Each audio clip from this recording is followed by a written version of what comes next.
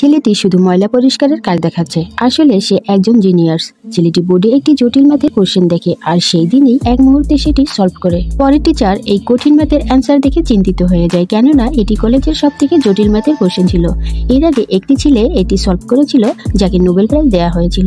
এখন টিচার তার কিছু স্টুডেন্টকে জিজ্ঞেস করে যে কে এই কঠিন ম্যাথের কোশ্চেন সমাধান করেছে, কিন্তু ওখানে থাকা সব স্টুডেন্টই বলে যে আমরা এটা কেউ করিনি। এখন পরের দিন টিচার সব স্টুডেন্টকে হলে ডাকে, যেখানে অনেক স্টুডেন্টই ছিল, আর সব স্টুডেন্ট এটি জানার জন্য উৎসাহ ছিল যে কে এই ম্যাথের কোশ্চেনের অ্যান্সার দিয়েছিল। এখন টিচার নোবেল প্রাইজ দেওয়ার জন্য সেই ছেলেকে ডাকে। সবাই ওই ছেলেটির আসার জন্য অপেক্ষায় থাকে, কিন্তু কোনো ছেলেই এগিয়ে আসে না। এখন টিচার এক জটিল কোশ্চেন দেয়, যার সমাধান জানতে পুরো 2 বছর কেটে যায়। পরের দিন আবার সেই ছেলেটি ওই কোশ্চেনটির সমাধান করেছিল। তখনই হঠাৎ টিচার সেই ছেলেকে দেখে ফেলে আর ছেলেটিকে থামতে বলে, কিন্তু ছেলেটি সেখান থেকে পালিয়ে যায়। টিচারও তার পিছু নেয়, কিন্তু ততক্ষণে সে সেখান থেকে চলে যায়।